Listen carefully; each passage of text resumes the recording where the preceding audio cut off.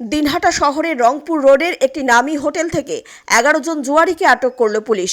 সোমবার রাতে গোপন সূত্রে তথ্যের ভিত্তিতে ওই হোটেলে হানা দেয় পুলিশ এবং সেখান থেকে 11 জন জুয়ারি আটক হয়। পাশাপাশি তাদের কাছ থেকে উদ্ধার হয় 2,21,535 টাকা।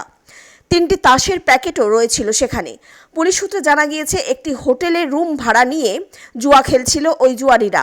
হোটেল ম্যানেজার এবং অন্যান্য স্টাফেদের সহযোগিতায় এদেরকে ধরা সম্ভব হয়েছে।